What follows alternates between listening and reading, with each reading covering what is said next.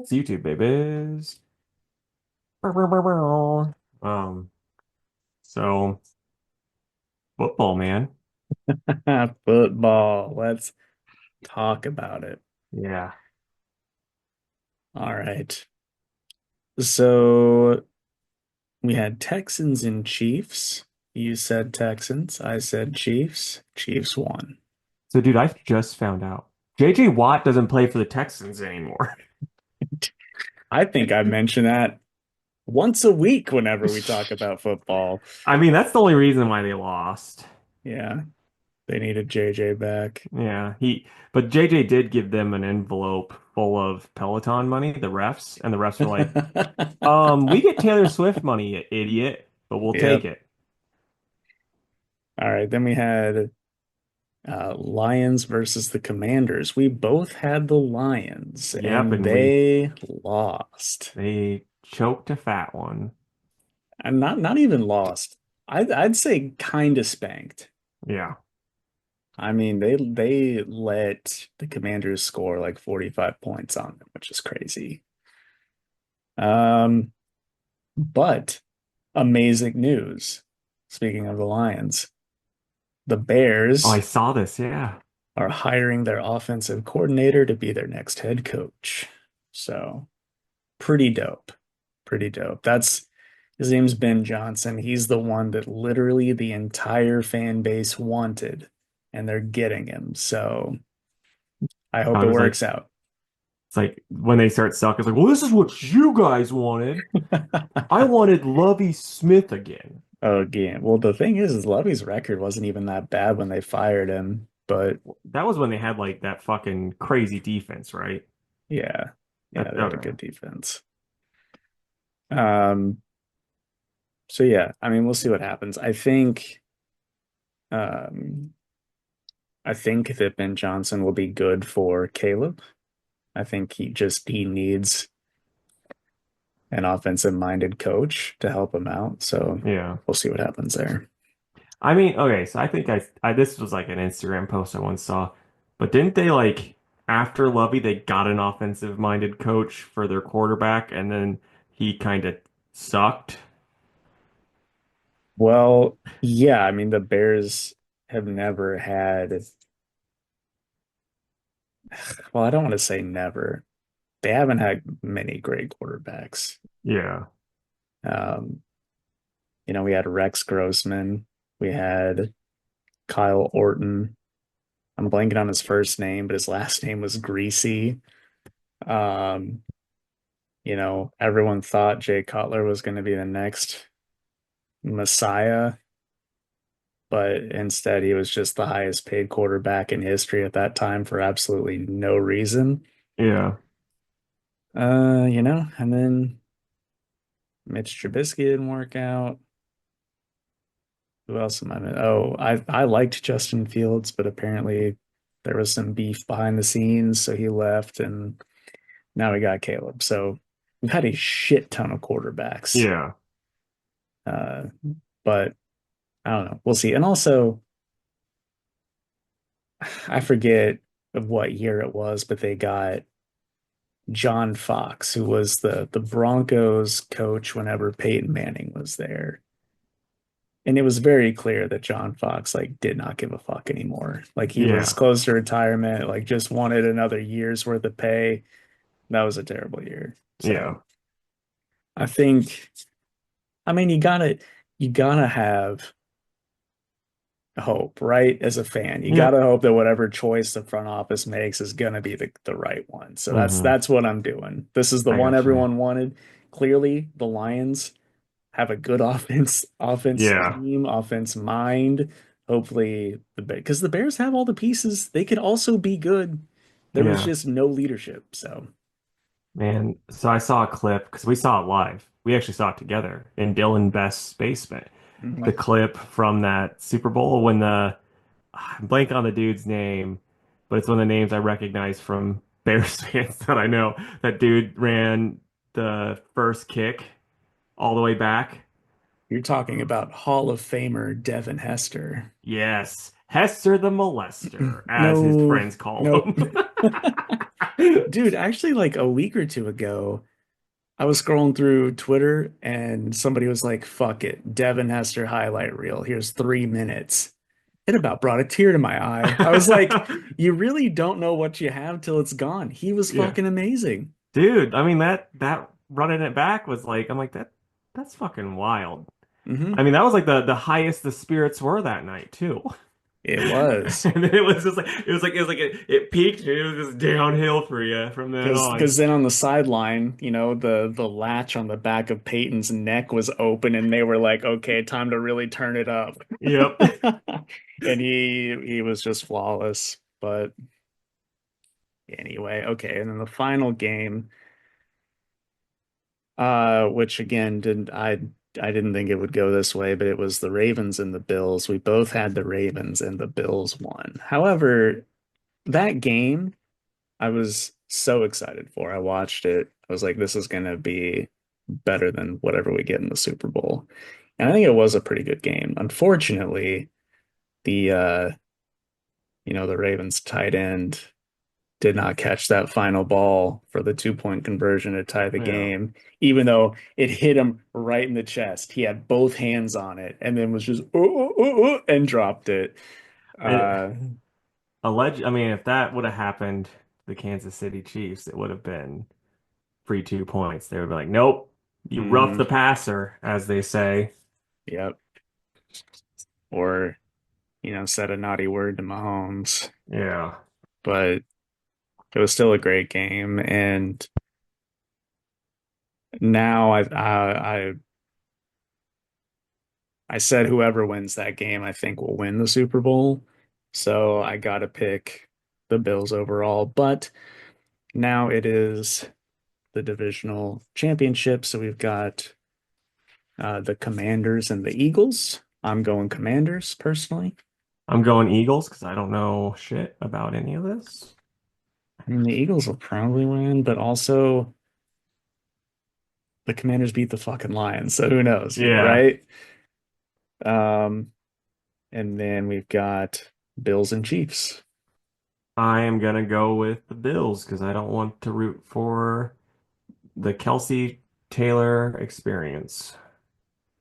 Dude, Kelsey's not even the worst part at all. Yeah. It's just Mahomes. It's just Yeah. how can you I fucking like root for him? Mahomes' wife does just from stuff I've seen online, she seems like she might be the worst. Dude, okay, but Google Patrick's brother. Oh, I've heard stuff about him too. Yeah.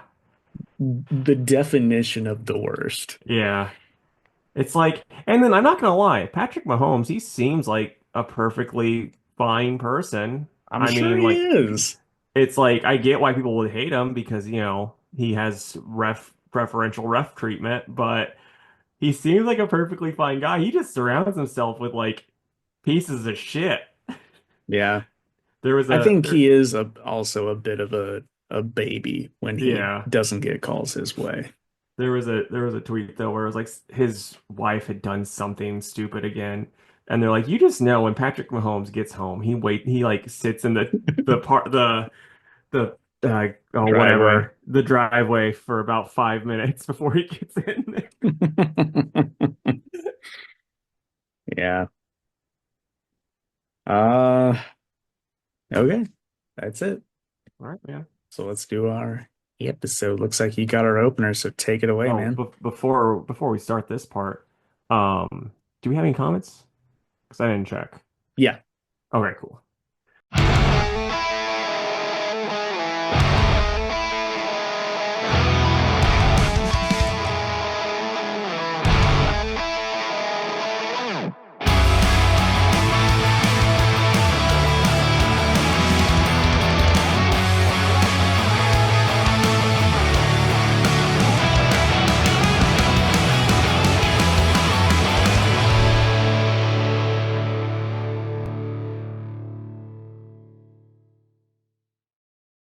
All right. What's up, everybody? It's Casey with Two Worlds Podcast, and with me, as always, it's the Diane to my Dale Cooper, R.I.P. David Lynch. It's Jake. How you doing, buddy? I'm good. I don't know if I've ever seen a David Lynch movie. So I might have, but that's a That is a Twin Peaks reference, so it's the show, which that show I is haven't really seen good. that either. It's dated, but it's good. And this is a fun fact with David Lynch. Alex Hirsch was like, "Hey, you want to be the voice of Bill Cipher?" And he's like, "Oh, no, thank you." That's funny. That's why, like, when you hear David Lynch talk, you're like, "Oh yeah, I can kind of hear I can kind of hear Bill Cipher in there." It's because Alex was doing his bad impression. Like that's his words too, his bad impression of David Lynch. That's great. Um, okay, we do have one YouTube comment. It comes from Gerblaw, and it is in regards to Fantastic Four. Um, do you remember what the subject of Fantastic Four was? It was creators that fell off. Okay. Then he said, number one, Young Justice. This was my favorite book in high school, so in case he told me the new one was bad, I didn't want to believe him. That being said, it felt like the person writing it hated the original and wanted to make people hate it too. Hmm. Number two, X-Men. Now, this is another personal one, but I think X-Men peaked when I was a kid. I mean, it had a cartoon and games, and I feel like it keeps riding that era. Me personally, I fell off after the movies. I didn't pick up another one until Wolverine and the X-Men, which I gave up on when they did the X-Men versus Avengers series. Number three, Savage Dragon. As I've already mentioned, I read most of this and it was awesome before it became porn. Like it had some great stories and Dragon was a great hero, but it is a much different book now. You got that right. And then number four, the Marvel Cinematic Universe. Period. Yeah, he And ain't wrong. I totally agree, Nick.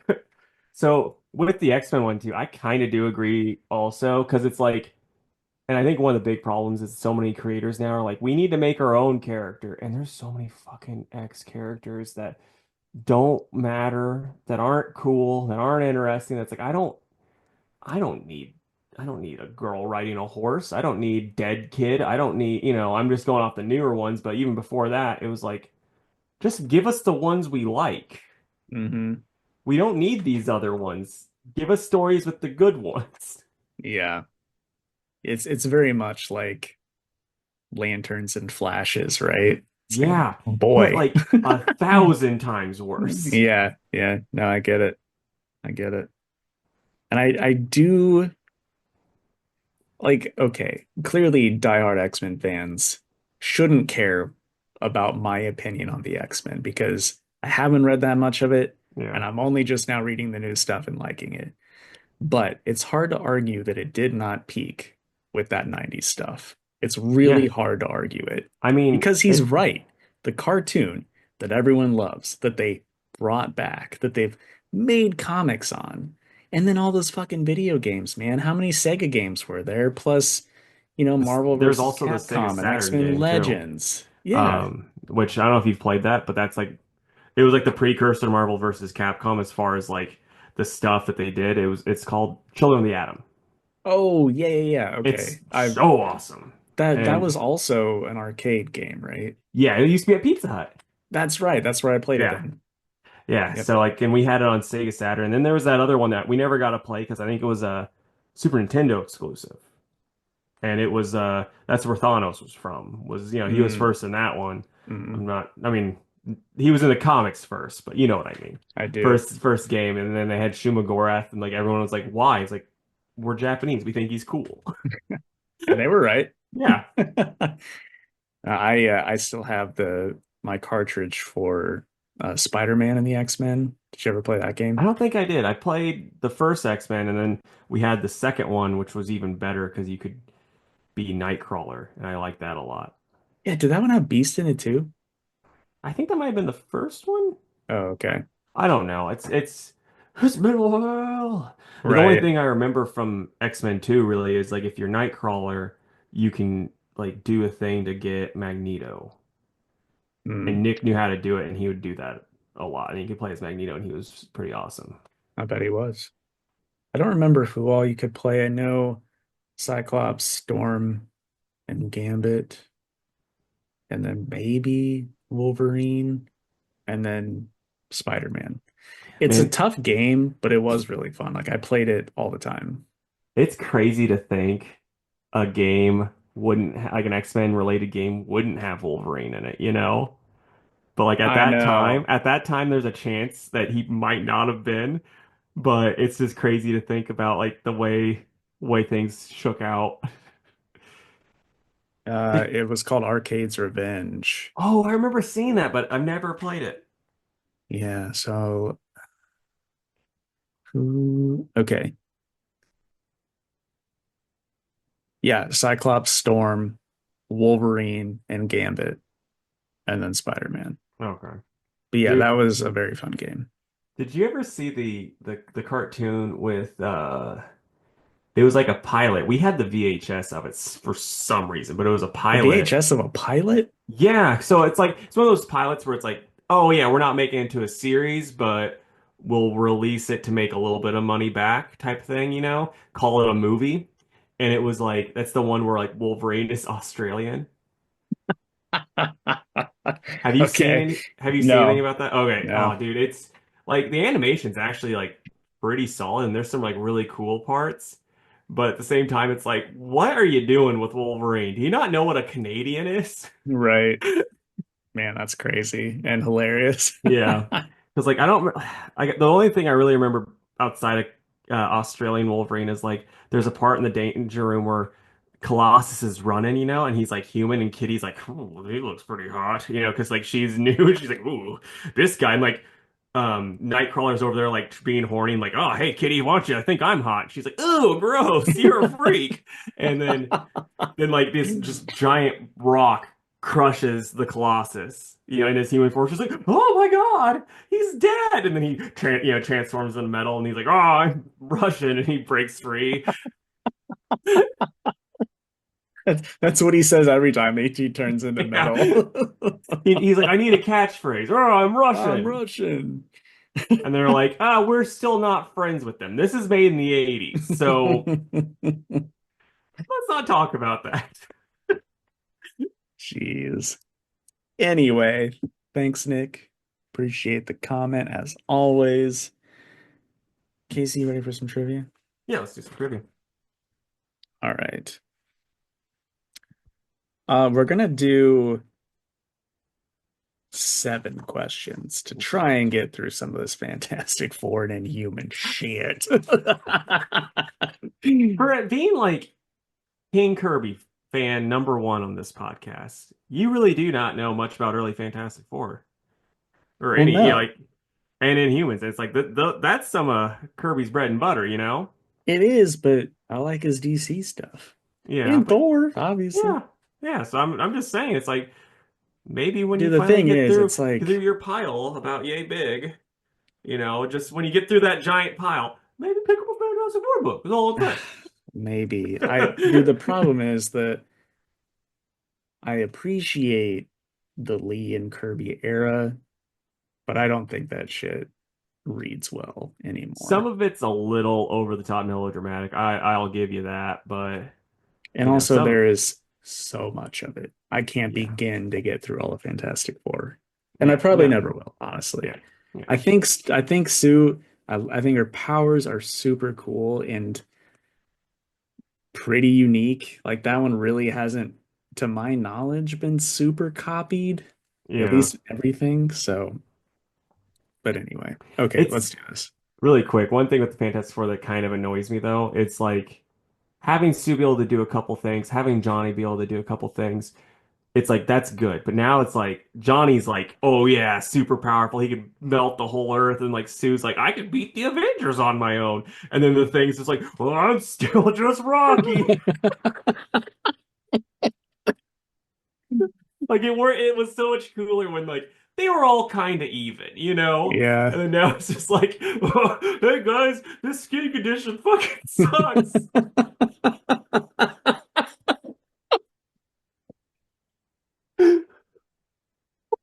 Oh my God. That is so fucking funny. I'm gonna write that down and take it for a sound bite. Yeah, I mean, it really is. Like, it just makes it worse and worse when you think about it too, because it's just like poor Ben. His Oh friends are all yeah. they're all getting way more powerful. He's like, oh, well, I'm just over here getting beat up by the old guys. Yeah, again. And like anytime he gets a little bit of happiness, his blind fiance, then she doesn't want to be with him or something. It's like, Yeah, dude, give the guy a fucking yeah. break. And then like now they're finally like, well, hey, you can be human for a day, you loser. It's like, Right? oh boy, finally get to have sex with my wife. This is great. And she's like, this is what your penis looks like? And she's like feeling it. She's like, oh no, I'm breaking up with you. I'm going back to Johnny. I miss the rocks. It's like, I liked it when I could get your rocks off. Okay, And, you're done. and he's like, I'm over here, honey. He's talking to the wall. Oh, this podcast is going Okay, off the rails early it sure is. So, why doesn't Black Bolt, the ruler of the Inhumans, speak? because it when he does, that's his power. When he does, it blows shit up.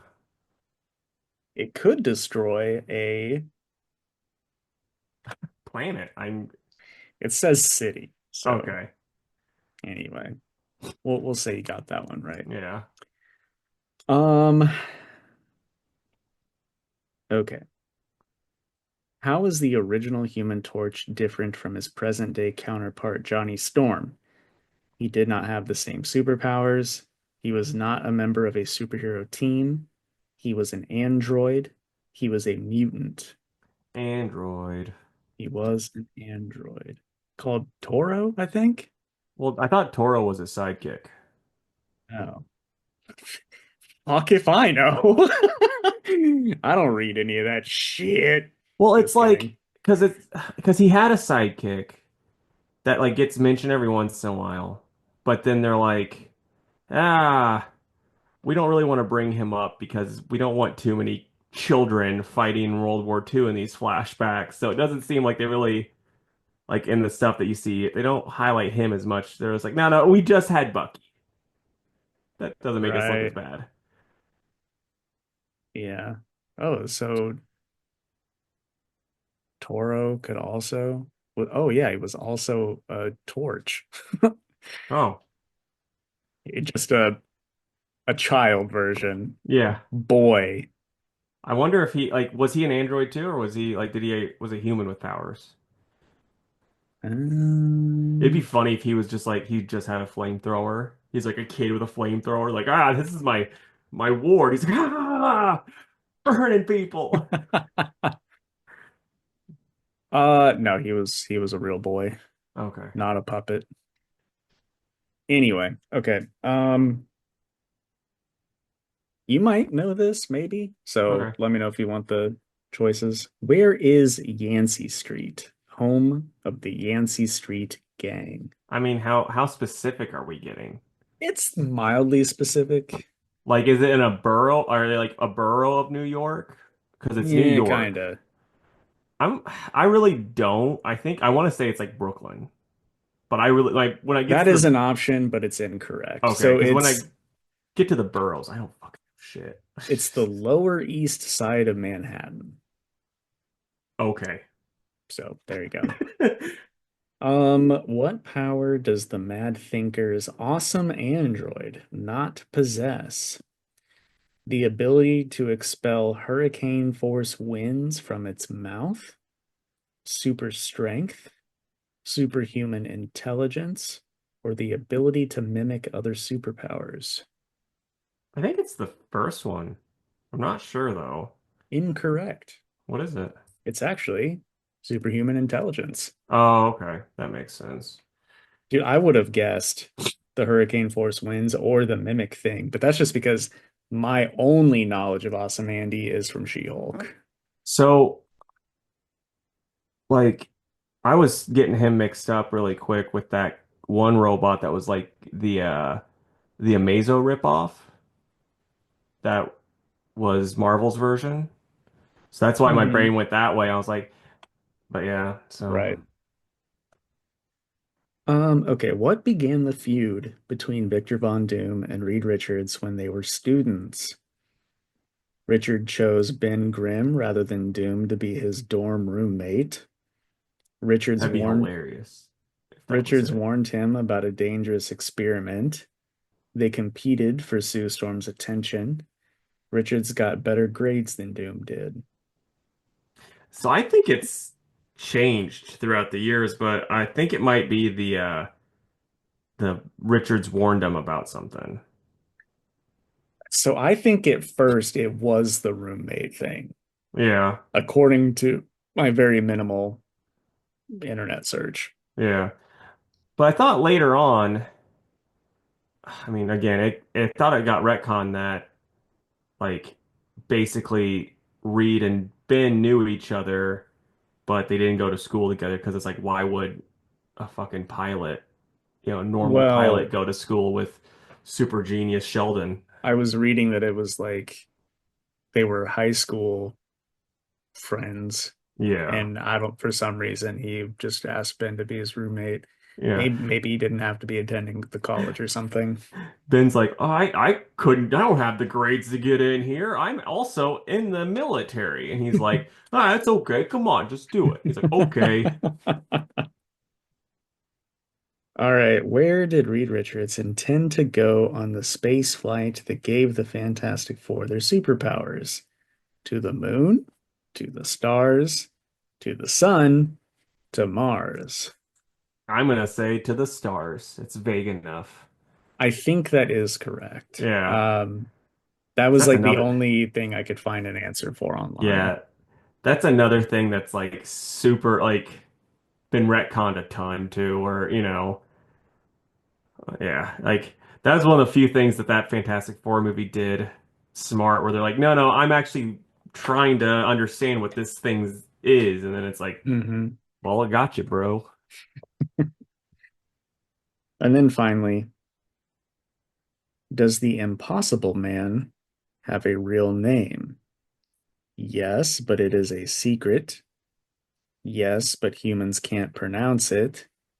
No, his alien race deprived him of his name when they exiled him to Earth. Or no, he says members of his alien race do not need names and they know who they are. I'm gonna go B. I think B. My second guess is D, though. D is correct. Oh, D, okay. So That dude was there you always have it. like watered down Mixaplex. Yeah, that's definitely what he seemed like. Okay, now on to the news. I got Casey's ass on everything this week, so Hey, you've been my friend since fifth grade. You've had my ass for a while, buddy.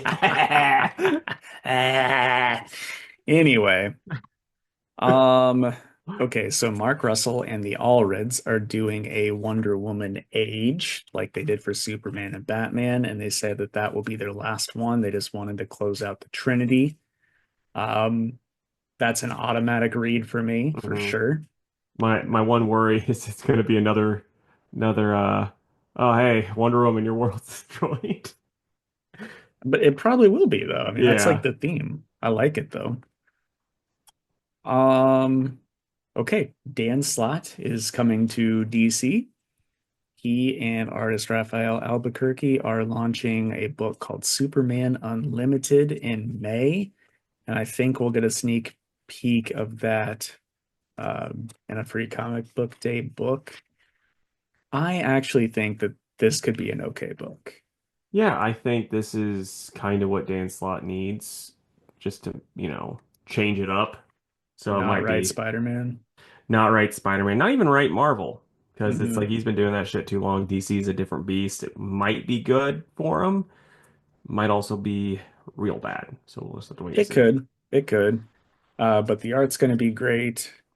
And I'm honestly pretty excited to see Albuquerque draw Superman because he usually draws Batman. Yeah. So I think it'll be a nice change of pace. Yep, I agree.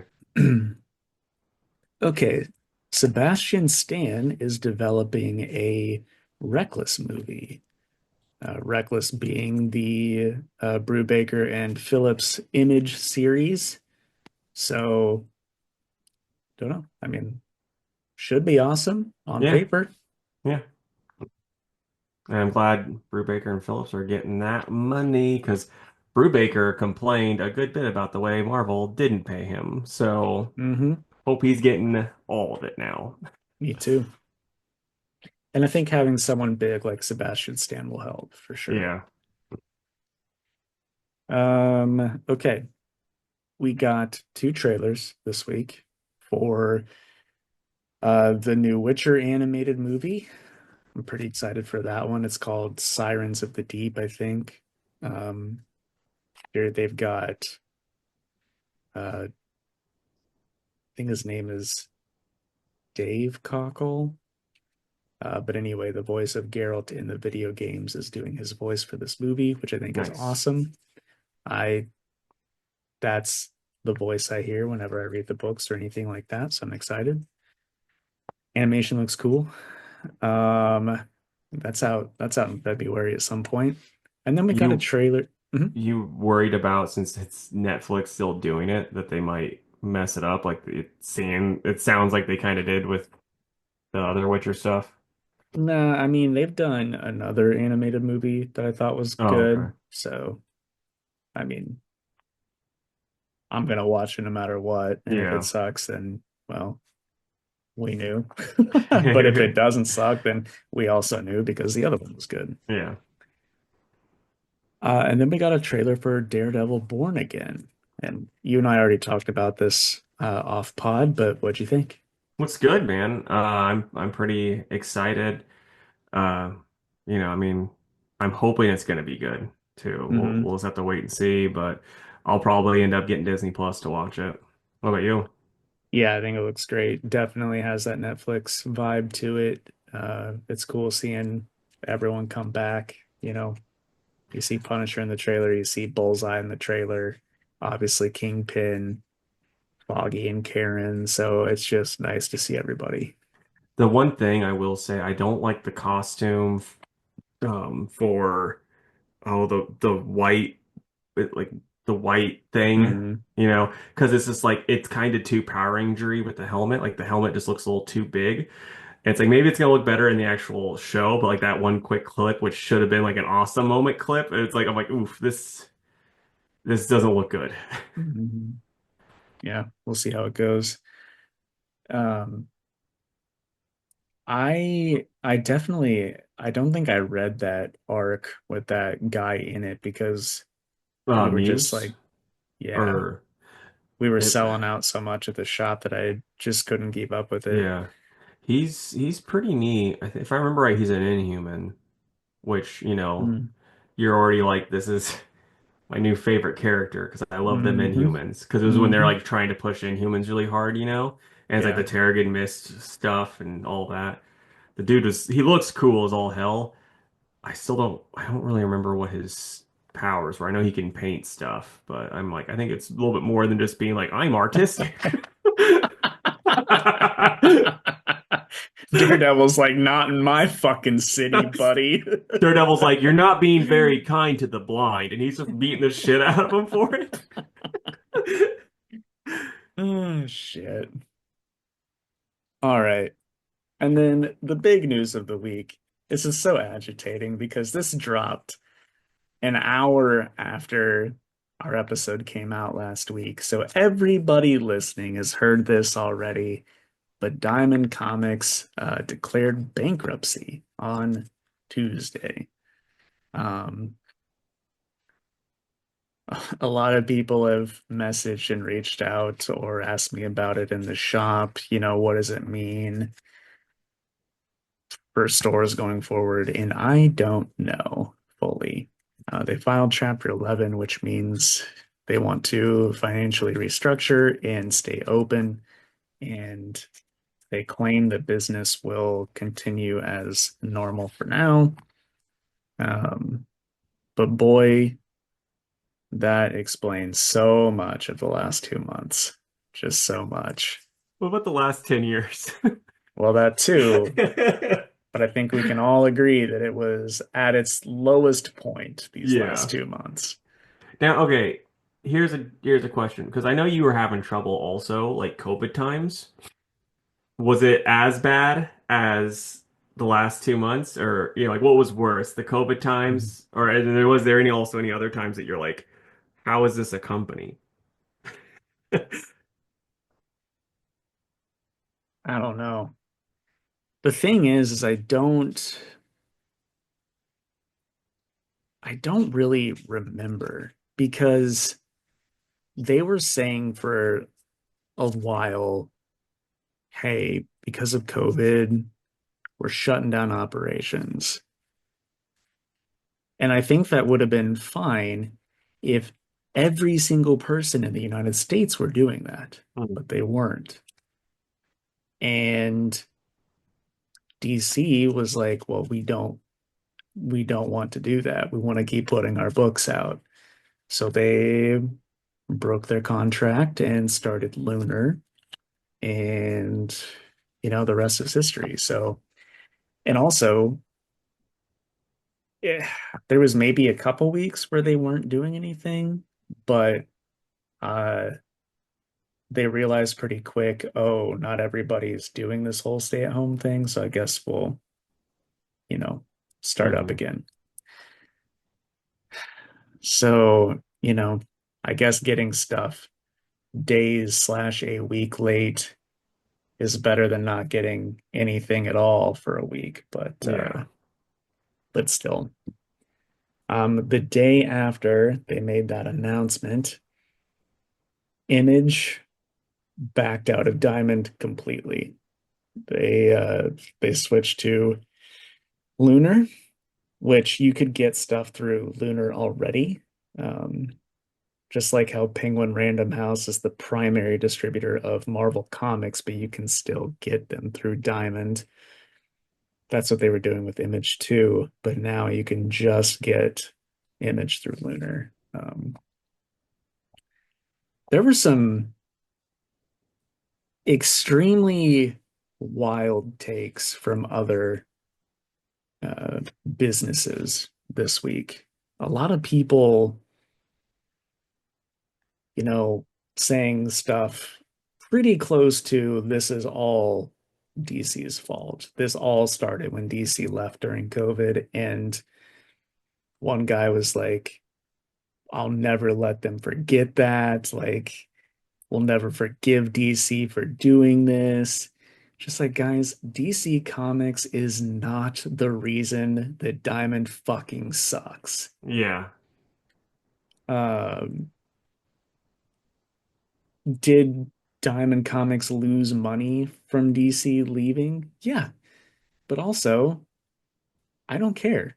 Uh, It's if Diamond was doing their job correctly, DC wouldn't have left. exactly. If enough, like if I mean, I'm assuming they're not just targeting you, but because No, they're DC not. left, Image left. It's 100% on the shitty job Diamond did, and then Lunar proved, yeah, just put bubble wrap on the comics and ship them out when you're On time. supposed to. Yeah. It's like just do the bare minimum and it goes pretty smoothly. And Diamond's like, guys, I just put a bunch of razor blades instead of packing peanuts in here. This is a great idea, right? And like Hmm. Lunar's like, what is wrong with you?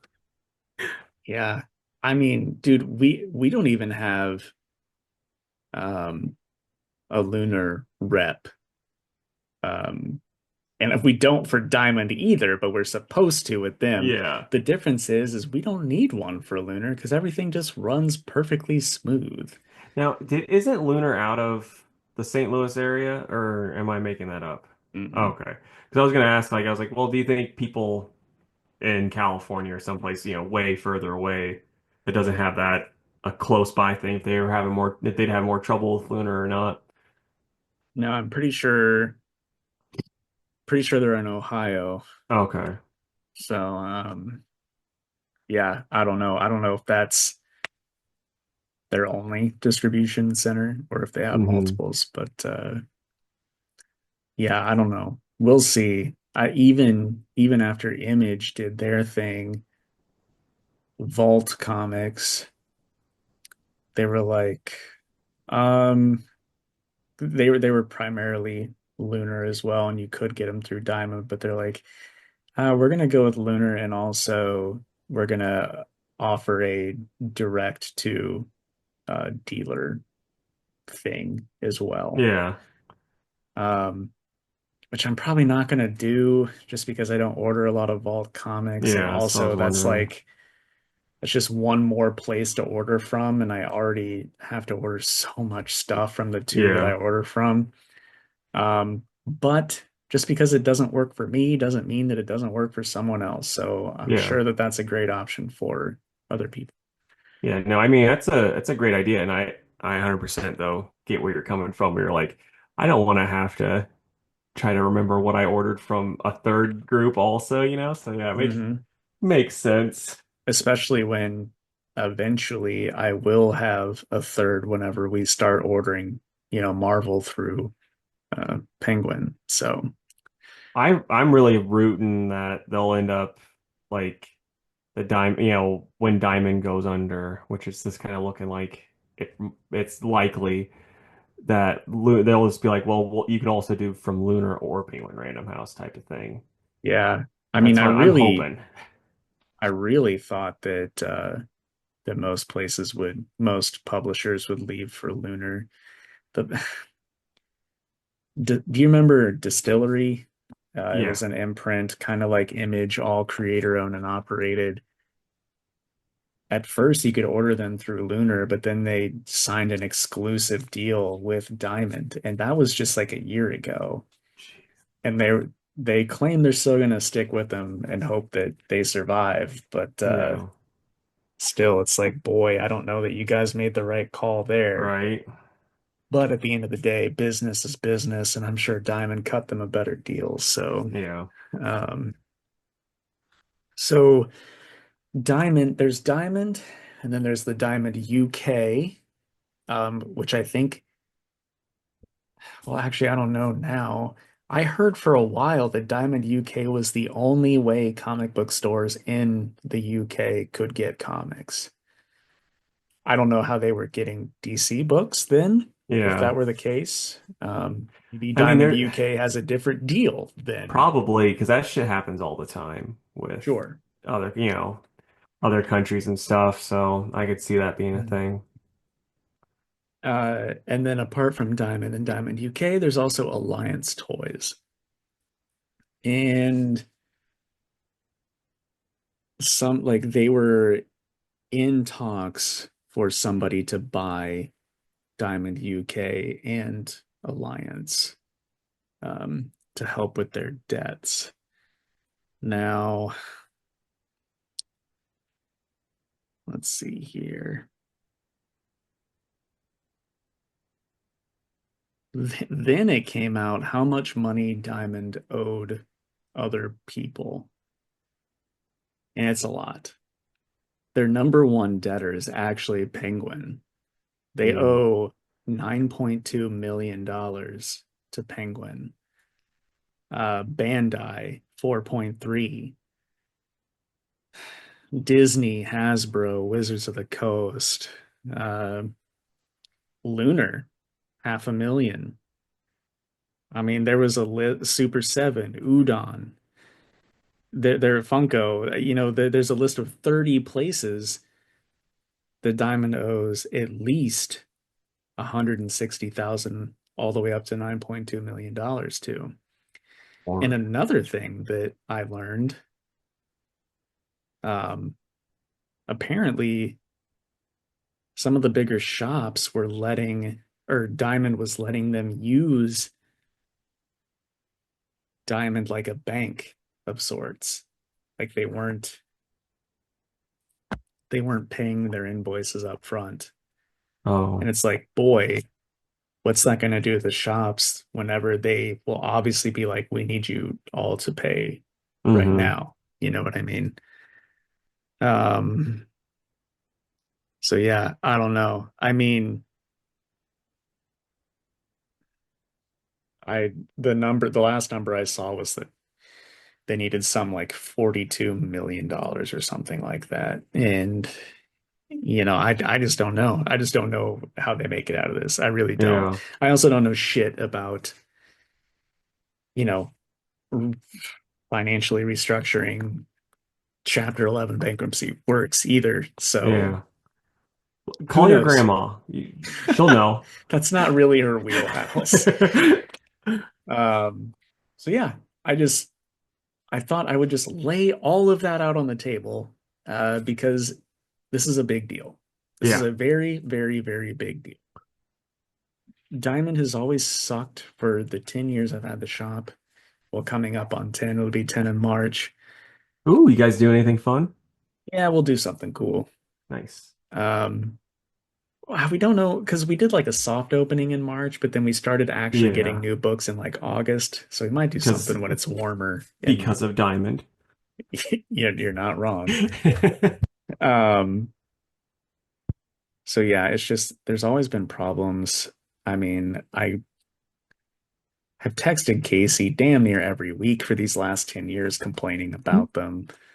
Uh, it's it obviously I am not a fan of them, but it is also extremely crazy to think that they might go away just because they've been primarily the only option for the industry for like 30 plus years. So Yep. we'll see what happens. But anyway, that is the news.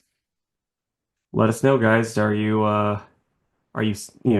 rooting for Diamond or you're just like, yeah, go leave Diamond. We don't want you anymore. Scram. Yeah. All right. So what'd you read this week, dude? All right, buddy. So I read a good bit. It was like all over 3 days that I read all this. I didn't When do did too stuff bad. come in, by the way? I want to say like it was Friday, maybe. I think Oh, it was. so you I got the think weekend. That's nice. yeah, because I got it finished up on Sunday because I was like I don't want to have to like rush on Monday to get through everything. Right, for sure.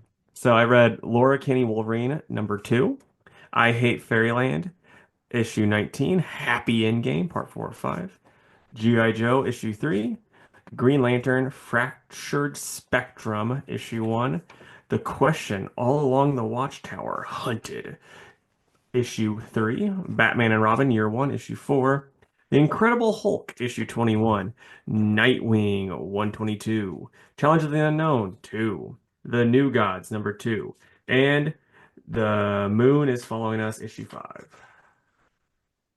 Okay. I read The Question #3, Minor Arcana #5, Ah, shit, I forgot about that one. Batman and Robin Year 1 #4, Green Lantern Fractured Spectrum, Nightwing 122, The Moon is Following Us #5, Challengers of the Unknown #2, and New Gods #2. No Hulk? Uh, Apparently not. I forgot. Okay. Alrighty. So I think everything that I read was a Mucci except for Minor Arcana. Yeah, because I messed that one up. So I'm gonna start with I'll just go through my stuff and after Hulk I'll let you talk about my Archon and we'll do our Mutuals. Sure. All right. So Laura Kinney Wolverine issue 2. This is by Erica Schultz and Giada Belviso. I just want to say I do like that they call it Laura Kinney Wolverine because like it's always so confusing when they're like the all new Wolverine and then there's another Wolverine book. It's like this works a lot better. Um, but yeah, so we get Daredevil and Wolverine kind of fighting. There's some spots where I'm kind of like torn on whether or not I like the way Laura's presented because it's like she's really gung ho and jumping into stuff, but I'm like, yeah, like because there's a kid involved too, so I'm like I can see her not thinking straight since she's dealt with being kind of not kind of but being abused as a kid and all that stuff. Like wants to help out that way. But it's also like I'm like, man, she has better training than this. She should know better. And then there's like a one part that I just didn't care much for the art. So like the car's coming at her, and then Elektra like bops her out of the way, but like the just the way it looks, it doesn't. It's like that they're going way too high. That doesn't really, Yeah. you know. And also, it's like Elektra, she's got healing factor, and she could jump through the like she's able to jump through the window and get the guy. Like you're not stupid, Elektra. And so yeah, and then it's in like another part too when she's chasing that truck. She's got her hand like her claw in the top of the truck, and then the dude just swerves.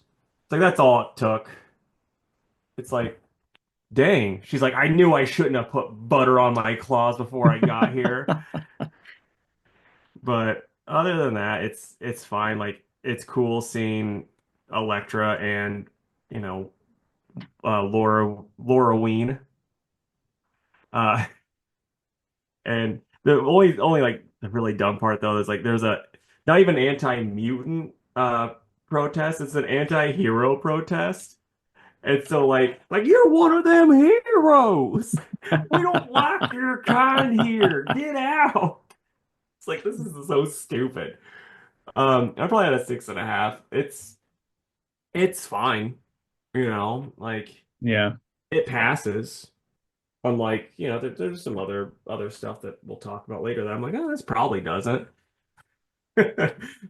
But one that this is something that I really liked. I Hate Fairyland, Happy Endgame, issue 19 by Scott Young and Brett Bean. So the last issue, if you remember, she went to Dorothy. Dorothy's like, I'm not helping you. You seem terrible. And, so Gert's like, whatever, I get it. You don't want to go back to this. So this is now Dorothy's sitting there and you knew this was gonna happen. Like I'm saying this right now. I knew this was gonna happen. I knew Dorothy was gonna think on it, and then go and last minute like the who was it? The writers of not it wasn't the writers of Rohan, but like it was like the elves when they showed up in the second one when they're like, come help us, and Oh, they're like, at we Helm's won't help Deep. you, you smelly humans, and they're like, we're gonna help you, you smelly humans. It's the same, like it's similar, like it's gonna happen. Or like in Army of Darkness when Ash goes to get like his Eric the Red to help him. He's like, we're not doing that, and they're like, we're doing it. So I love that shit, genuinely. So Dorothy's thinking about it, and she's like looking through all her old stuff, and she's like, okay. So she made a call, and it goes to the calls to the rabbit hole where Alice answers. Do you get who it is? The blonde girl. Mm-hmm. She's in Wonderland. Mm-hmm. Okay. And so she calls her and she's like, it's like, hey, you wanna go like help this girl, basically? And she's like, yeah, I'll put the call out. So she calls so like the ones that I can for sure say, like, oh, I know these are the ones, and there's some I have no fucking clue. But she calls Pinocchio, Peter Pan. It looks like Snow White, Goldilocks, Mickey Mouse, but like Steamboat Willie Mickey Mouse, Rapunzel probably, Little Red Riding Hood. I don't know who this one is, and I'm not sure who some of the other ones are, but yeah, so she puts the call out. So then Gert's fighting the bad guys, and they're losing, and then she's like, you're gonna lose, basically saying that. And then a tornado happens, and fucking bam, they're ready to fight. Oh, nice. Yeah, I'm like, I'm all in. This is awesome. This is, like I said, I'm a sucker for that. You do this in every comic, I'll be like, every time you got me, hook, line, sinker. So, Pinocchio, baby.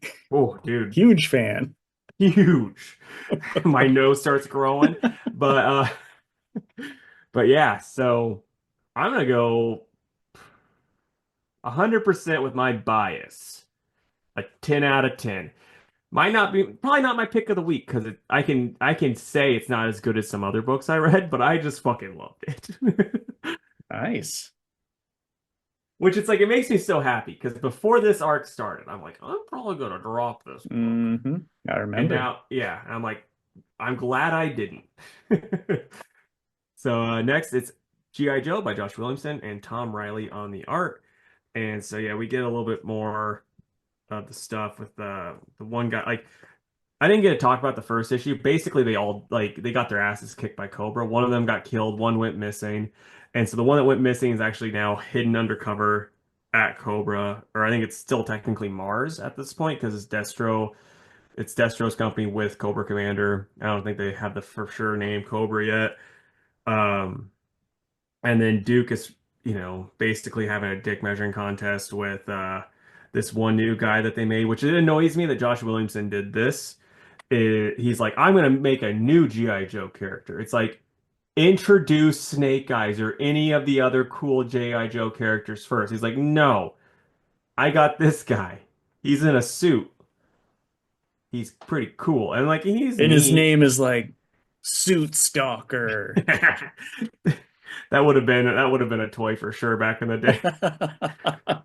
Oh, It's you like mean you don't have a Suit Stalker yeah, toy, it's man? like Come on. he would just be an old Italian man though that just makes suits for the The one issue he has to join the fight. dude. Okay, speaking of like dumb episodes of G.I. Joe, there was this one episode, and like since I read Ghost Stories to Tell in the Dark, I knew where it was going because they just basically stole it line for line. But the G.I. Joes get a call and they're like, the Viper will be, Viper at they gave some numbers and they're like, this must be coordinates. The Viper will go, and they go to like it's like Antarctica. They go there and they're like looking around like, huh, must have been bad info. And then like they accidentally trip over a rock or something, and it's like a secret Cobra base, and they like, oh, this is awesome. And then they're like, but no Viper. And then like the Viper will be, and then like it's like the Sahara Desert, same thing, same exact thing. Get another Cobra base, and then it's the day like it's like oh 3 days or whatever and then like later and then they get a call they hear the Viper's voice like the Viper and it's this old man with a the windshield wiper and bucket and he's like I am the Viper, I'm here to wash and wipe your windows, and they're like ha ha ha ha ha ha ha. And it's just like G.I. Joe. Oh man. So stupid. But Yeah. back to this. There's this guy that they're trying to that they find out that Cobra's after, and then it's revealed like, oh, there's a lot of people undercover, and it ends with Tomas and Zamat. They're the twins. They're gonna go try to kill the guy or get the guy and kill the good guys. Basically, it's good. It's solid. I'm not loving this as much as I love some of the earlier books, like the tie-in books. Is it still good? Tom Riley's really good on the art. I'm gonna probably go 7.5. Incredible Hulk. I like it, and I think you'd like it too, since Werewolf by Night's in it, even though he's like not, in it a super amount. But my main problem with it is like I don't like the art because like here is Werewolf by Night. Not great. Yeah, That's not Nick Klein. yeah, not at all. I should have told who it was so we can shame him. Philip Kenny Johnson and Danny Earls. Oh, well, I've been complaining about him every time he's on the Yeah, book. so it's not my favorite that way, but it does like which I mean this is kind of like whether or not you're into this idea, but like more of the Lycan lore, if if you like And that, then I am. so then you're gonna want to read this. But like I said, Just not look at it. the art's not great. Get the audiobook version, Yeah. but so I'm gonna go probably 7. Like it's fine. All right. And then oh yeah, that's all of our books. Yeah. I was like, and then Green Lantern, and I'm like, oh yeah, you read that one. So I will do Minor Arcana number 5 real quick. It's by Jeff Lemire. Um, this is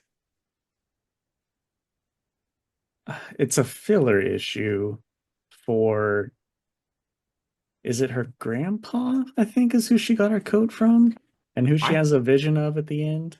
I always thought it was her dad. Maybe it was. Yeah, maybe it was. Anyway, it's just like what happened to him and his story and how he is caught up in the weird mystical stuff. So, um, yeah, it was good. I mean, I like this series. I like it a little more than Casey, but I think it's solid.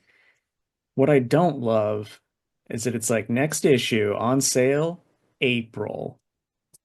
It's like, dude, I'm not gonna remember what happened Yeah, in right. 3 months. So that's a huge, but I get that Jeff needs a break because he's doing everything in this Yeah, book. But man, I hope there's at least a remember what's going on page. right. So All right, man. What order do you want to do these? The bad boys.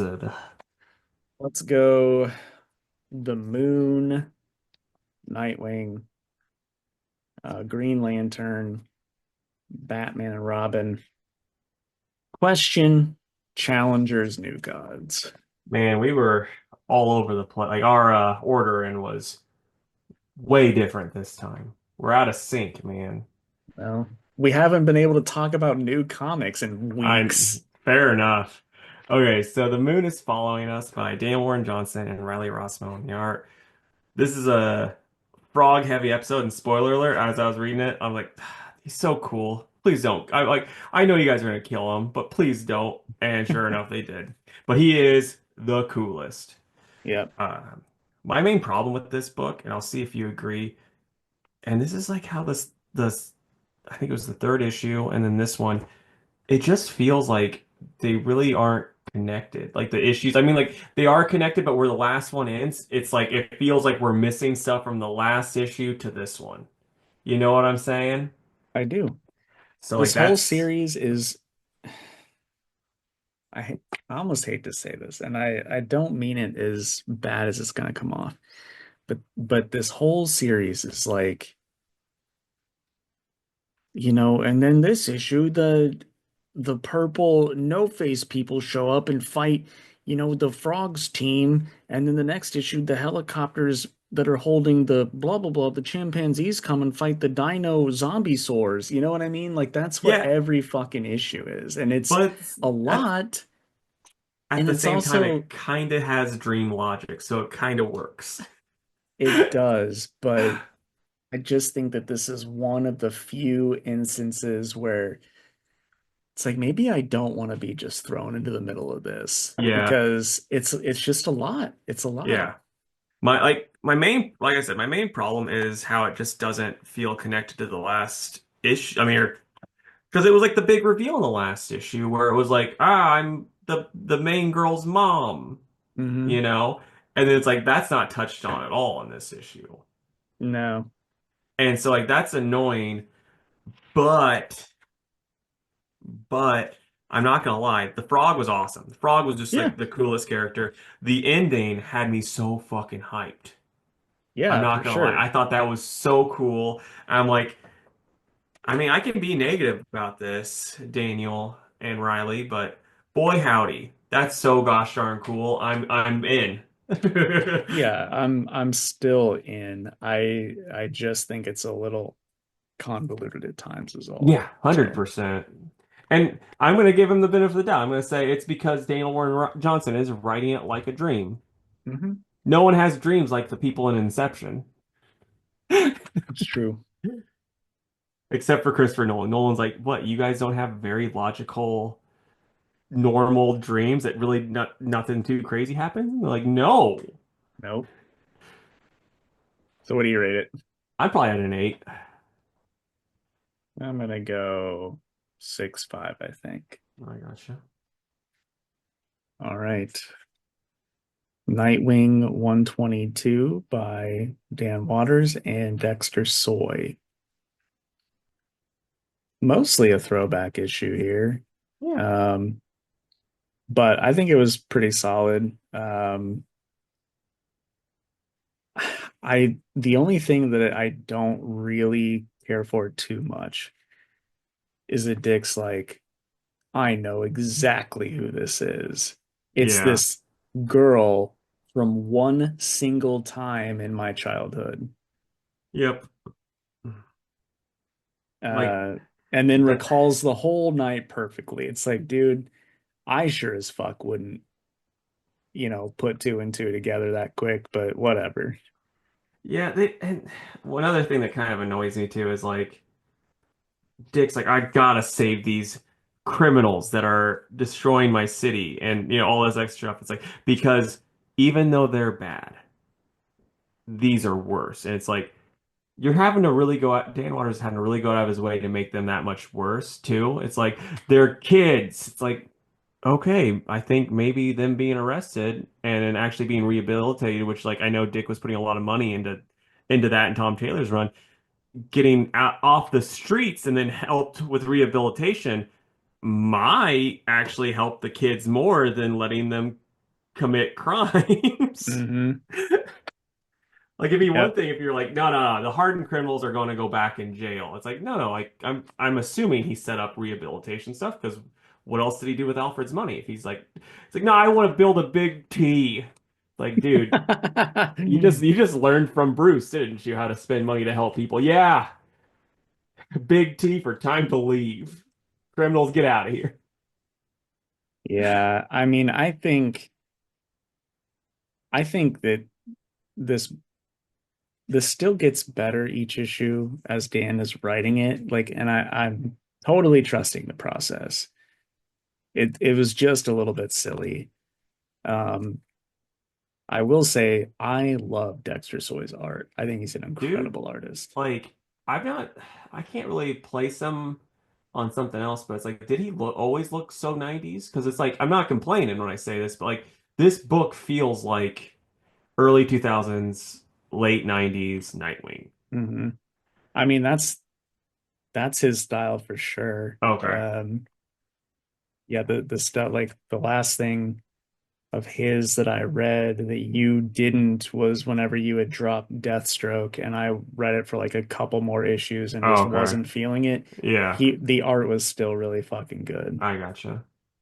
And if you can imagine that late 90s, early 2000s style works very well for Deathstroke. Yeah, 100%. You'd be surprised, you know?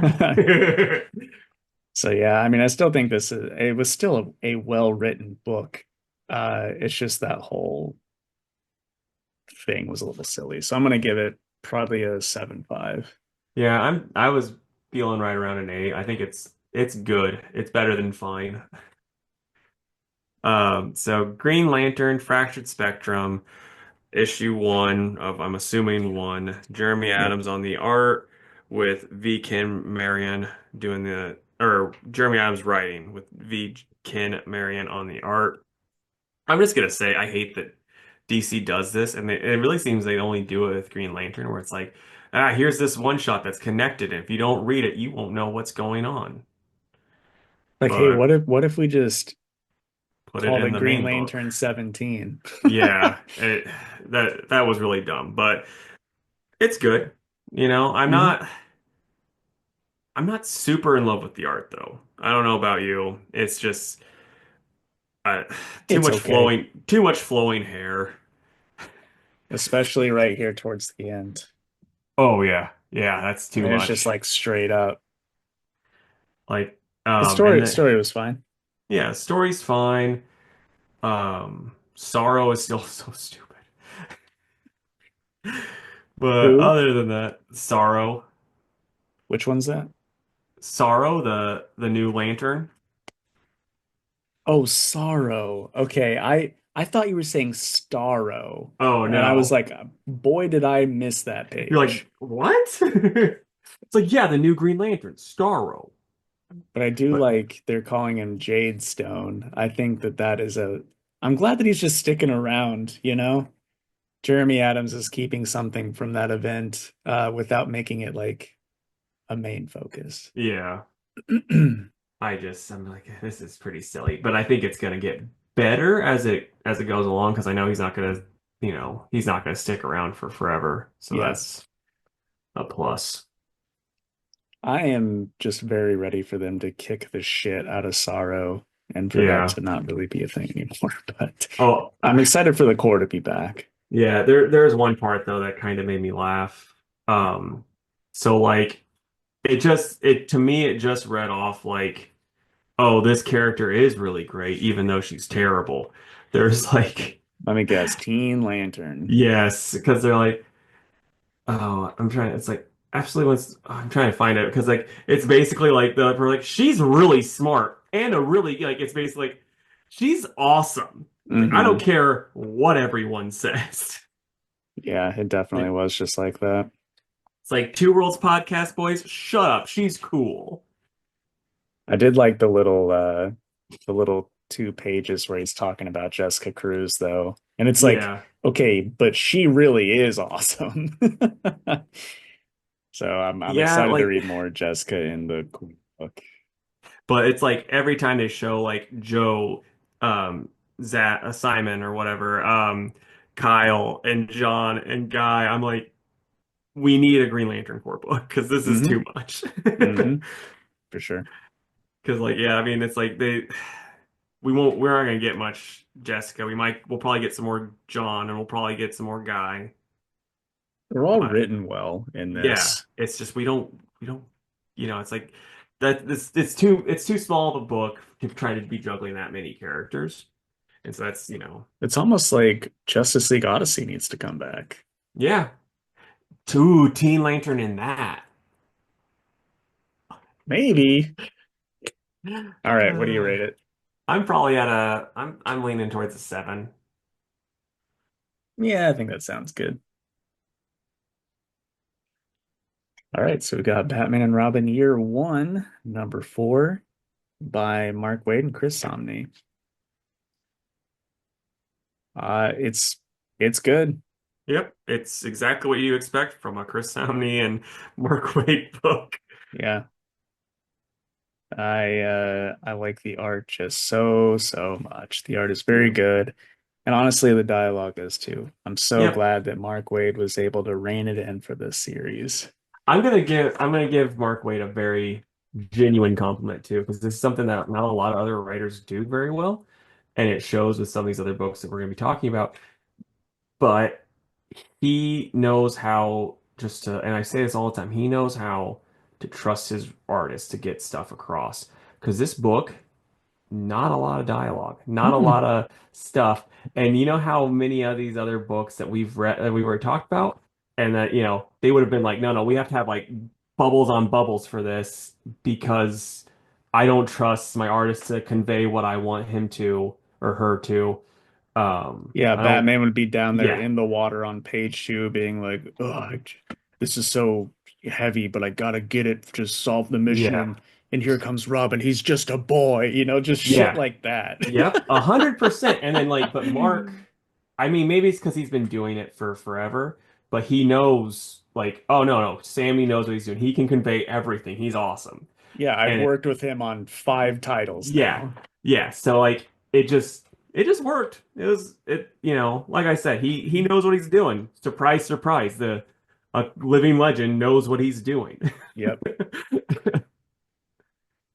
Yeah. So I also really like the colors, by the way. The colors are always fitting of the mood, but I'm gonna give it a 9, I think. Yeah, I'm probably at a 9.5. I really like it. I like the only thing that I'm gonna really knock it for is it's like, did we need a new villain for year that's supposed to be this like, oh yeah, this great crime boss that you're never gonna see again? Did we really Mm-mm. need that? Did we? You know what I mean? So that's my only real knock on it. All right, so the question. The Watchtower, issue 3. So, where is? Okay, so this is by Alex Segura and Cian Tormey on the art. This like this book, it's just like it doesn't make any sense that they put question in this position with these characters. Because it was one thing when you're using like this Android version of a Superman villain from the 90s, you could like make that argument like, you could find a way to make this work, but then they're like, Eradicator 2. No. And then they're like, oh, and then the big reveal, which were you surprised by that? Because I really wasn't. No, but also I was just like, I don't really know what's going on here, like I don't Yeah. know where this is going. Like when they started doing stuff where it was like, oh, the metal's coming alive and stuff, and then they're talking about the Phantom Zone. I'm like, okay, it's gonna be Cyborg Superman, Yeah. and yeah, so it's like, oh, cool, Cyborg Superman is now he's the bad guy. Thank God the Question and Batwoman are there. Yeah. Like, It's what? it's it's worse that this is in the Watchtower where every DC hero is currently. It Yeah, We would have no problem with this if questions like, I figured it out. Hey, Superman, can I get you yeah, on floor 4 real quick? yeah. And then, or anybody, like, hey, Wonder Woman, hey, somebody that could take a Superman bad guy, please come and help me fight him. And then instead, like, there's even a part where they're like, ah, and the league can't help you. It's like, why? It's like, All of them are here. cause we beat Blue Beetle. Like, oh, I mean, I love Ted Cord, but okay, he's the Krillin of the group. Like, come on. Yeah. Also, I'm not super familiar with he's like gold and has the black helmet. That's that 90s character. He used to be like since this is just the robot, shell. He used to be like there's a person under there and stuff. I only know him because I think he was in like a coloring book I had when I was a kid. Mhm. Like Mullet Superman fought him. I got you. And unless you're talking to Dan Jurgens, then Dan Jurgens would say it's not a mullet because he's adamant on Twitter a few times where he said he's like it's not a mullet. So Except it totally is. yeah. But yeah, I don't know. Like, I like that this book connects with Justice League and it connects with Challengers. It's fun to just be like, oh, I'm reading all these things, so I know what's going on. But the fact that the Question and Batwoman, who Cyborg Superman could take by himself, also has Eradicator and two other bad guys. It's like these two don't stand a chance. And maybe they will get some help soon, you know what I mean? Mhm. But for them, I don't know. This was a very weak issue in my opinion. Yeah. And I really think too it would have been better, which it's like I know I can't be like, well, they should have done this, so this is why I don't like it. But it's like in the Justice League comic, they have the whole mystery of that like group that's trying to take down the Justice League.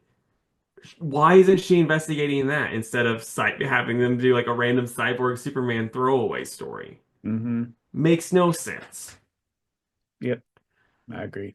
But that's how this book has been. It just seems like they're trying to like really build up the question, and that's not what makes the question cool. Agreed. It's like his in his original comic, Victor gets his ass kicked by Lady Shiva in the first issue to the point where he nearly dies, and she has to save him because she's like, maybe you'll be tough enough to fight me one day. Yeah. What do you rate it? I'm leaning towards like a 4.5 to a 5 I'm at a in that 5. area. Yeah. Yeah. Okay. Next, we've got Challengers of the Unknown #2. It's by Christopher Cantwell and Sean Izaakse. Um, oh, and also Jorge Fornes as well. Oh, And and Fan. yeah, and Amin K. Nawel Penn as well. Um, all the art was awesome, I think. Yeah. All Yeah, of it was very good. so you're the purple boy of the group. The Batman in purple. Are you like, I'm feeling this? Or are you kind of like, he looks better in Um, black? he does look better in black. However, it's always fun to get a different bat suit now and then. And Yeah. also, uh, I like that he was lighthearted and says it's a challenger's mission. Besides, Yeah. Batgirl pulled it off. Why can't I? And I'm not gonna lie, his winter It's Batman outfit yes, is pretty sick. it's better there. It's better than this one that I just read from, which is Yeah. like a little more pinkish. Yeah.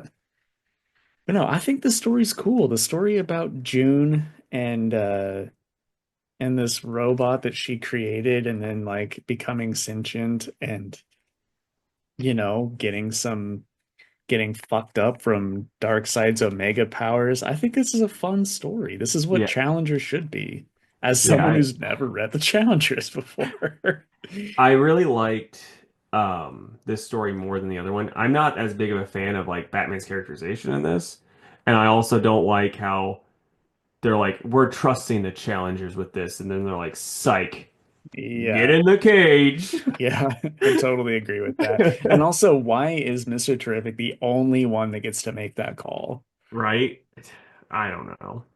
So like those are like, The art on the pages with ulti back are so good though. yes, I So agree. good. It's like the only art like I wasn't as hot. I don't know which artist it was that did like these scenes. I don't like as much as all of the other art, but it's still the art's just all awesome throughout. Yeah. So yeah, I really don't have much else to say about it. I Yeah. really liked it. Also, the Sea Devils got a shout out in like a page or two, and that's a team that we haven't seen in quite some time. So that's pretty neat.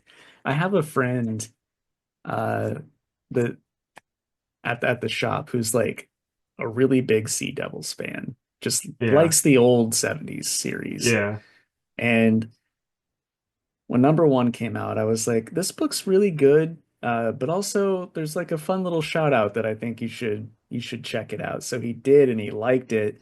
And I can't wait to ask him about this one where he actually gets to see them in it. So I do think it's hilarious that like like Aquaman's like, don't hurt the sharks, they're confused, and Batman's like, confused or programmed, and just rips it in two. what if it wasn't? What if it Yeah, it's was like just a shark? he's like, this is the third one I've done this to. Thank God it's a robot this time. Holy shit, that's so funny. But yeah, anyway, I'm gonna give it a 9. I really, really liked it. Yeah, I didn't like as much. I'm probably on an 8. I thought it was good. Uh-oh, I think we might have the same pick of the week. Do we? So last up, it's The New Gods by Ram V and what's the artist's name? Where's that at? Evan Cagle. Oh, Evan Cagle, yeah. I mean, like it's kind of the same thing with the first issue where I'm like, it kind of starts off slow and then as soon as like Ram V just writing Mr. Miracle, I could read that all day. And then like the Big Barda scene made me fucking laugh very hard. It's the art's perfect, but then like because the buildup, it's so like he does such a good job of building it up because he's like telling this whole story. He's being kind of a sad sap, you know. He's like, oh yeah, I can't do this. Like, you know, I have to do help out the kids. And I'm not asking you because we just had our daughter and blah. You know, it's like he says there, and then there's just like the fucking nerve of you, scot free. Like so good. So good. This is perfect. It Like is. chef's kiss, Ramby. Um, so yeah, I absolutely love that. The stuff with the kid towards the end, I'm okay with. I think it's interesting. It's very interested to see where it is, where it's going. Do you have as a new God's boy, do you know who the guy with the cowboy hat is? Who that's supposed to be, or is it gonna be something that you think's, you know, told to us later on, like it's gonna have a reveal? Um, so what was his what did he call him? He has a name and I can't find it now. Uh Seraphin. Yeah, Seraphin. Let me pull up a picture.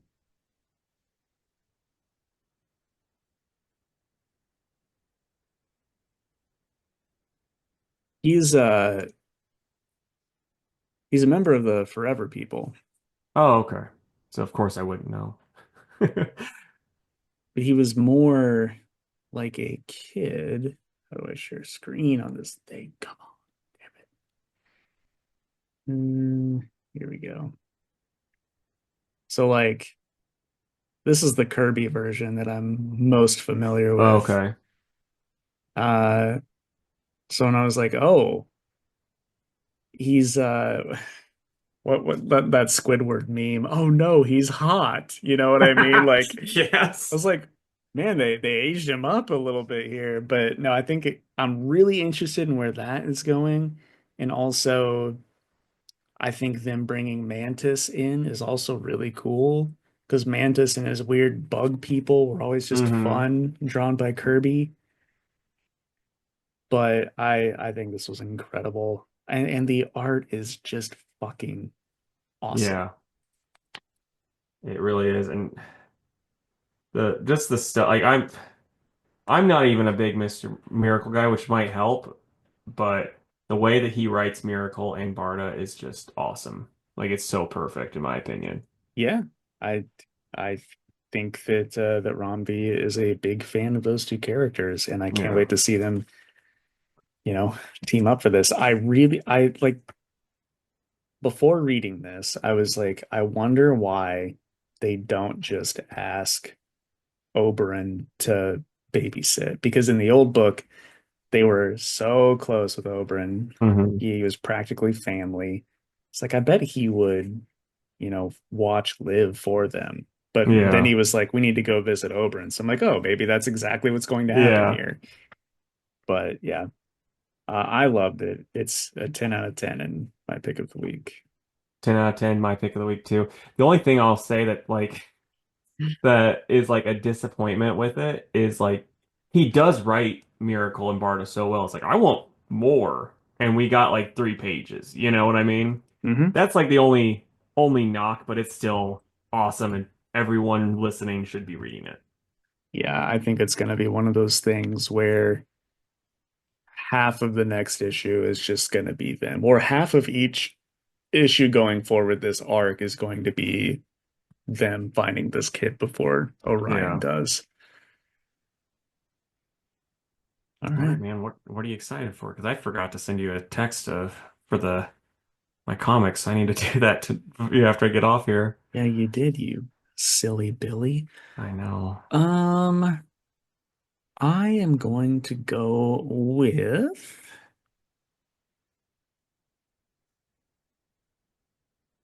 probably Justice League Unlimited. There's really not a ton out for me this week. Absolute Wonder Woman and maybe Ninja Turtles Naruto. Yeah. Um, I'll go. I guess Wolverine Revenge. Um, Godzilla, surely. yeah, Godzilla, Masterpiece Theater. Kind of went over that one, so I'm glad you said something. And then we'll say, yeah, I'll have to just do a repeat of one of yours and just League Unlimited. Or Ultraman. Got I Ultraman. didn't see that one, man. Yeah, there we go.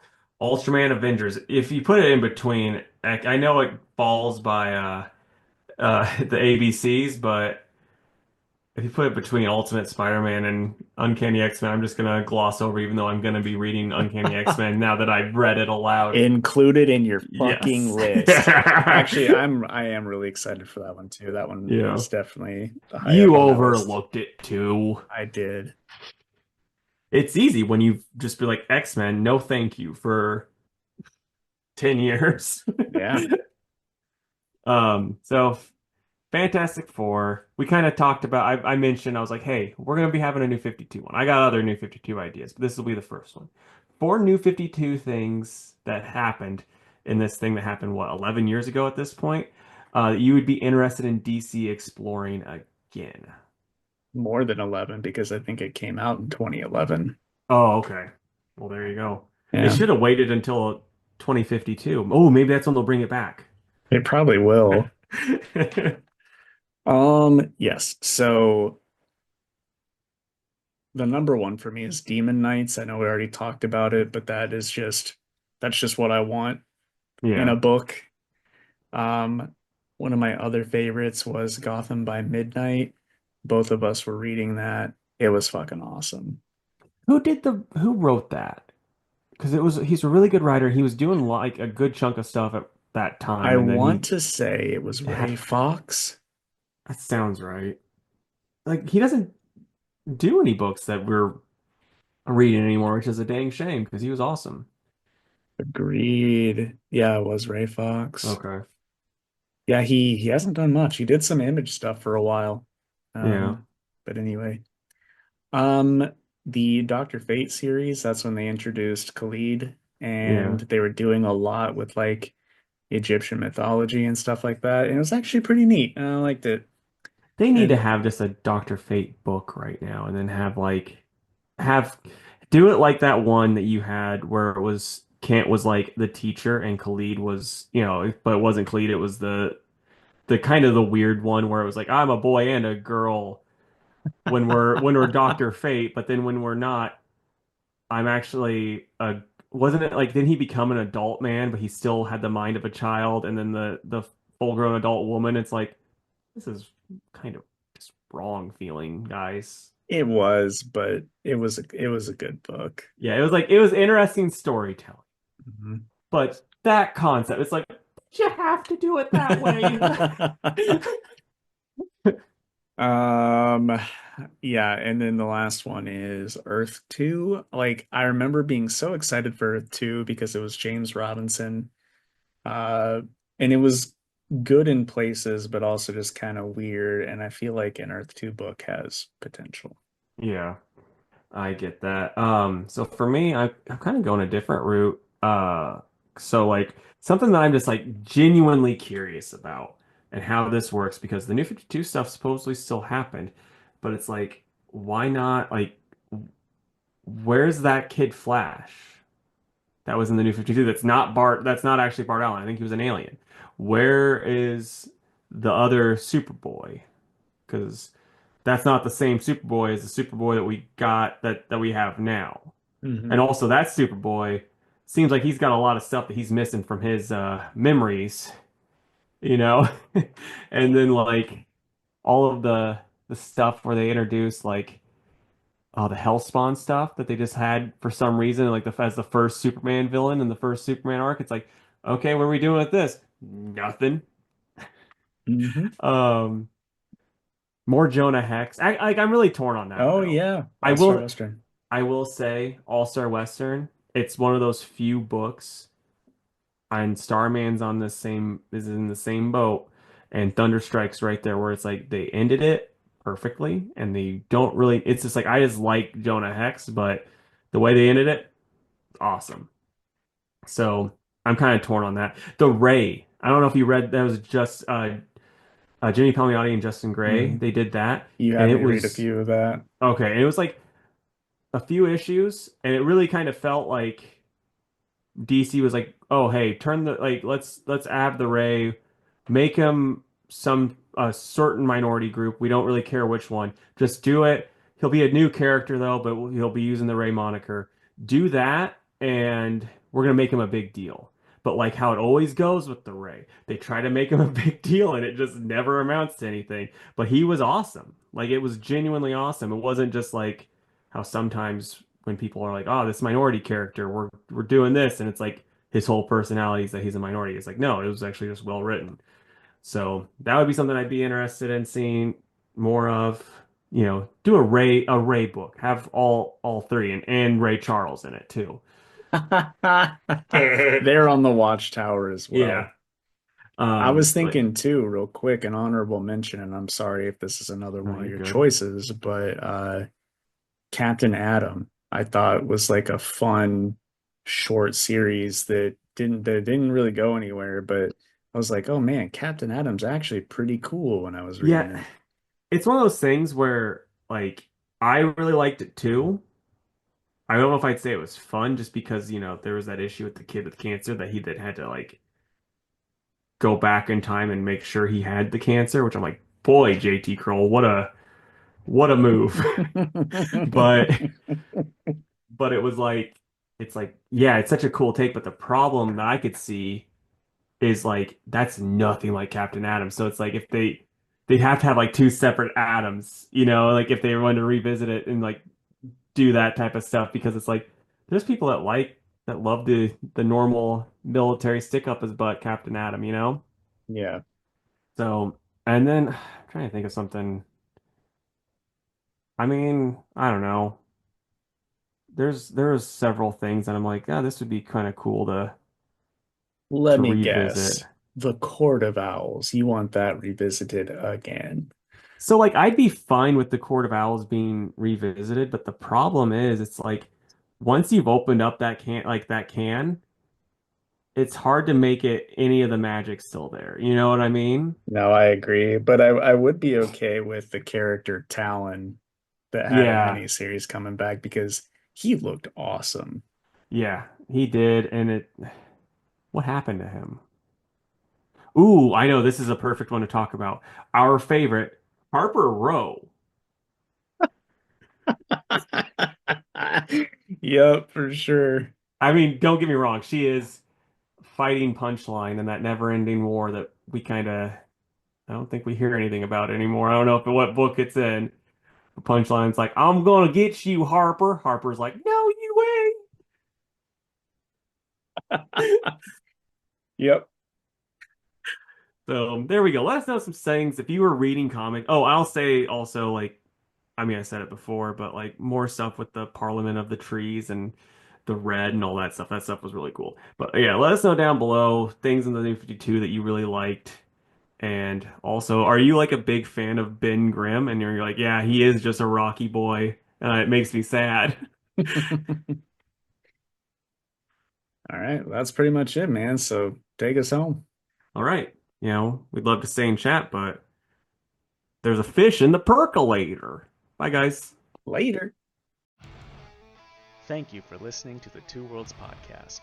You can follow us on Instagram at Two Worlds Pod, on Twitter at two_worlds_PC, and on Facebook at facebook.com/twoworldspodcast. You can email us with any questions or comments at twoworldspodcast@gmail.com, and if you would, please subscribe to our YouTube channel. We are Two Worlds Podcast on YouTube.